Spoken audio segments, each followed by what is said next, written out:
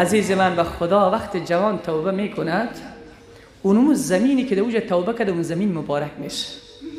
یک جوان شرابی، زنهکار، دوست، بینماز، عاق پدر و مادر وقت توبه میکند زمین مبارک میشود. سیره ابن هشام می آورد وقت ابو لبابه اشتباهی از پیشش سر میزند، خطایی میکند، رسول خدا ابو لبابه را حکم قرار میدهد که برو در بنو قریظه که یک قبیله از یهود است دوجه تو حکم قرار بگی، پر از اونا تو حکم هستی ولی رازها باید افشا نشه. وقت ابو لبابه رفتن در قبیله بنی قریظه، اونها همه از دج و از اون قلعه‌ای که بودن پایین آمدن، تفلکا بود، زنا بود، مردا بود، همه پایین آمدن. با ابو لبابه گفتن اگر ما تسلیم رسول الله شویم با ما چه کار میکنن؟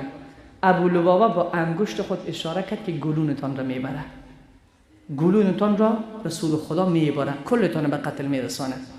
به مجردی که اشاره کرد تا هنوز در زمین نشسته نبود، یعنی تا هنوز ننشسته بود که یک بار متوجه شد که خیانت کرده به رسول خدا.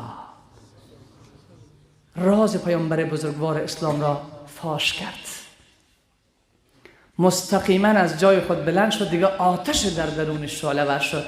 آمد خانه نرفت، نزد رسول خدا هم نرفت، فهمید که خیانت بزرگ مرتکب شده است. خیانت به الله، خیانت به رسول الله جل جلاله، رسول الله صلی الله علیه و سلم. بزرگترین گناه به پیشگاه خداست کسی که به پیامبر بزرگوار خیانت بکند. آمد داخل مسجد، به یک ستون مسجد خود را محکم بسته کرد. ایره میگن توبه کردن. همه تو عزیز من توبه بکن، ببینی قدر مبارک میشه توبه تو. الان برات میگم که چطور مبارک میشه. در همین ستون خود بست کرد، به رسول خدا خبر رساندن که یا رسول الله ابو لبابه خود را به یک از ستونهای مسجد محکم بسته کرده، خیانت کرده به شما. رسول خدا صلی الله علیه و سلم ناراض شدند، ناراحت شدند که چرا ابو لبابه خیانت کرد. و خدایی که محمد را به رسالت فرستاد، سیرت ابن هشام میگه 20 شبانه روز در ستون بسته بود. 20 شبانه روز در ستون مسجد بسته بود. فقط وقت نماز دستانش را باز میکردن، دخترش و در روایت دیگر زنش میآمد دستش را باز میکرد، میرفت نماز میخوان، پس دوباره میآمد به ستون مسجد خود را محکم بسته میکرد. برش گفتن برو به پیش رسول خدا عذر بکن که شاید رسول خدا شفاعت خواهی بکنه تو را ببخشد. گفت نه، تا پروردگار عالم توبه مرا قبول نکند و رسول خدا با دستان خود را مرا باز نکند، من از ستون خود را رها نمی کنم. در ستون مسجد بسته بود. 20 شبانه روز تیر شد تا اینکه خدای عزوجل از آسمان آیه را نازل می کند.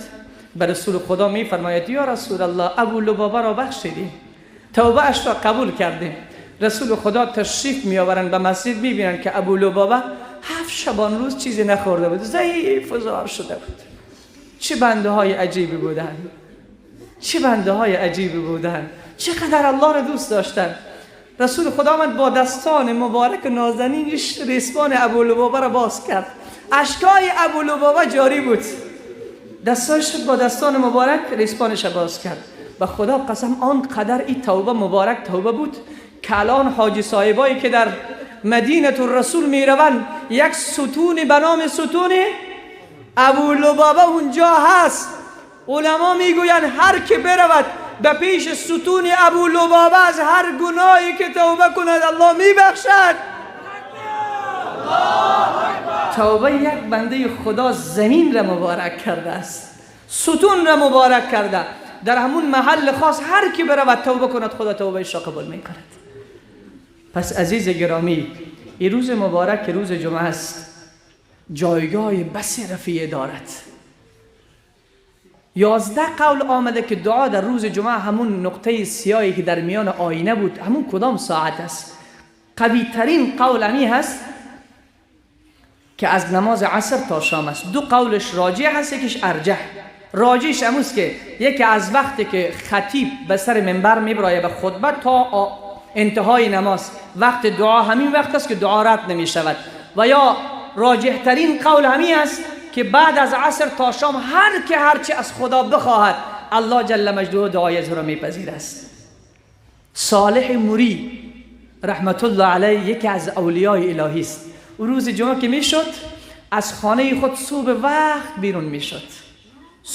بیرون میشد تا اینکه چون تبکیر لصلات الجمعه سنت است، یعنی از آغاز روز آمادگی برای نماز جمعه سنت است. کسی که میگیرد این بزرگوار صبح وقت از خانه بیرون میشد تا به مسجد جامع شهر برود اونجا نماز بخواند.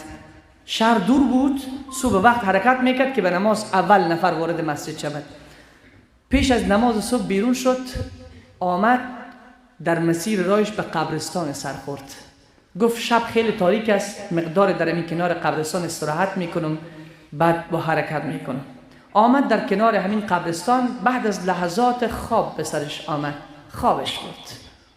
در عالم خواب دید که قبرها شگاف میشه، کل مرده ها از داخل قبر بیرون شدن، همه سر قبرهای خود نشستن و در میان همین قبرستان یک جوان را دید که افسرده و زار با لباس مندرس کهنه، سرش خمیده، گردن شکسته، در همون گوشه قبرستان انتظار چیزی را میکشد. میگه بعد از لحظاتی دیدیم که طبقهای از آسمان آمد، به نزدیک هر صاحب قبر گذاشته شد، هر کسی این طبق را میگرفت و میخندید و خوشحال داخل قبر میشد. میگه همون جوان انتظار میکشید ولی چیزی برش نامد. تنها با دل پر از حسرت میخواست که داخل قبر شود. من گفتم که در عالم خواب است، برش گفتم جوان تو انتظار چی را میکشی؟ چرا قدر غمگین هستی؟ گفت این طبقهایی که شما میبینی به اینجایی که آمد به سر قبرستان، این دعاهایی است که بندگان خدا به مردگان خود میکنن. این صدقات هست، نمازهای نفلی هست، روزه ها هست که میگیرن ثوابش را به میت خود، به مرده خود میبخشن. این طبقهایی که دیدی همون است که هر روز جمعه از طرف پروردگار آورده می شود، به اهل قبرها داده می شود. چه بسیارن پدرانی که از دنیا رفتن 20 سال از فرزندشان یک بار نگفته پروردگار اللهم اغفر لی ابی، خدایا پدر مرا ببخش. او پدر بیچاره داخل قبر انتظار، بچه شراب میخوره، بچه زنا میکنه، مادر انتظار، فرزندایی هستن که 20 سال شده یک بار نگفته پروردگارا مادر مرا ببخش، بیبی مرا ببخش، بابای مرا ببخش. او بیچاره با دل پر از حسرت از قبر بیرون میشه، دوباره به قبر داخل میشه، هیچی برش نیست. میگه برش گفتم که تو چرا مگر خانمان نداری؟ کسی نیست؟ گفت مادرم زنده است. گفتم به تو چیزی نمیاره؟ گفت ما در مسیر سفر حج بودیم، پدر من مرده بود، در سفر حج بودیم، در مسیر من مریض شدم، از دنیا رفتم، مادر من شوهر دیگر کرد، او آنقدر مصروف دنیا شد که 20 سال از من یاد نکرده است که من فرزند دارم یا ندارم. صالح موری میگوید از خواب پریدم، بیدار شدم. بعد از اینکه بیدار شدم این خواب مرا آزرده میکرد. من آدرس خانه را از این میت گرفته بودم، رفتم به همون آدرس، در را زدم، زن صدا زد کیستی؟ گفتم من یکی از بندگان خدا هستم، با شما ملاقات دارم. گفتن خوب است. گفتیم از ملاقات ما غیر از ما و خودتان کسی دیگر خبر نشود. میگه رفتیم یک پرده آویزان کرد، پشت پرده نشستم، از پیشش پرسان کردم مادر جان کدام فرزند داشتی؟ میگفت نه. میگه باز از پیشش پرسان کردم مادر جان کدام فرزندی که در آغوشت بزرگش کرده باشی داشتی؟ میگه که آه سرد از درونش برآمد. گفت بله فرزندم، من یک پسر داشتم که بسیار دوستش داشتم، از سینه های خود به او شیر دادم، آغوش من سبب آرامش اون بود، ولی سالهای پیش او وفات کرده. صالح موری میگوید ای مادر از همون فرزند بیچاره و بی کس تو پیام دارم. به تو چه پیام داری؟ گفت فرزند تو بسیار خوار است در داخل قبر، هیچ کس به حقش دعا نمی کنه و تو هم فراموشش کردی. میگه شروع کردی زن به گریه میکرد، دوامدار گریه. بعدش بلند شد 1000 درهم را آورد به من داد، گفت این را در راه خدا صدقه بکن و ثوابش را به پسرم الله جل مجدوه برسانه. بعد فرمود هیچ لحظه دیگر از دعای خود را فراموش نمی کنم. عزیز من این روز جمعه روزی هست که مرده ها بسیار نیاز داره. صالح موری میگوید هفته بعد آمدم باز در همین قبرستان، خوابیدم دیدم که در خواب باز قبرها شگاف شد. این جوان بسیار به خوشحالی نزدیک من آمد، به من گفت خدا تو را رحمت بکند، من خوشحال شدم، به من حسنات زیاد و طبقه های پر از رحمت به من داده شد به برکت همون صدقه‌ای که از طرف من شده است. پس چقدر میت و مرده ای که داری، هر کدام ما در خانه خود ما میت داریم. پس بیاییم عزیز من محرومشان نکنیم، اونها محتاجن. رسول خدا صلی الله علیه و سلم فرمود المیت فی القبر کالغریق المتغوط. وقتی یک انسان میمیرد او مانند کسی است که داخل دریا افتاده است، او تلاش میکنه یک چیزی به دستش بند شود که از این آب بیرون شود، مثل غریق متغوط است، یعنی غریقی که داخل آب غرق شده صدا میزنه مرا نجات بدین. کسی که داخل قبر رفته است همین قسم است. ینتظر دعوة من الاخ، میگه او انتظار یک دعای رفیق خود را میکشه. چی رفیقایی داشتیم ما که فعلا نیستن، ولی یک بار آیا در حقش دعا کردیم؟ اگر امروز در حقش دعا کردیم، فردا در حق ما دعا میکنه. این روز مبارک است. فضیلت دیگر این روز، رسول صلی الله علیه و سلم فرمود ما من مسلم یموت یوم الجمعه او لیلة الجمعه الا وقاه الله فتنة القبر.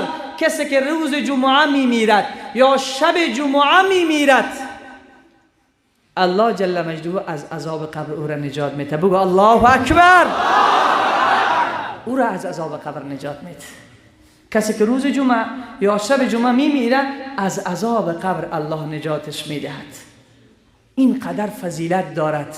محمد ابن واصع رحمت الله علیه، حافظ ابن قیم جوزیه در زاد المعاد می آورد که روز شنبه پیش از طلوع آفتاب به قبرستان میرفت. برش گفتیم که چرا روز دوشنبه و پنجشنبه به قبرستان نمیری؟ گفت امیر روزی که صبح شنبه هست به قبرستان میروم به خاطر که قبرها میدانن، اهل قبر میدانن که به زیارتش آمده است. گفتم از کجا؟ گفت به برکت روز جمعه. به برکت روز جمعه. پس هر کی به زیارت قبرها روز جمعه می رود، در حدیث ثابت است کو اهل قبور، اهل قبر می داند چی کسی او را زیارت می کنه، چی کسی به زیارت او آمده.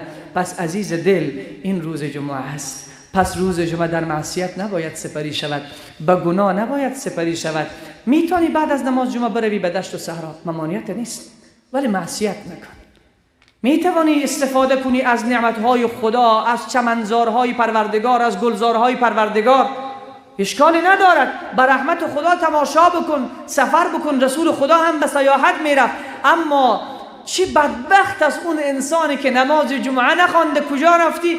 در فلانی جای تفریح دارم، فلانی جای آب بازی رفتم، فلانی جای برای سیاحت میروم، فلانی جای دیگچه پزانی داریم. نه عزیز دل، غضب خدا را به همراه خود کردی.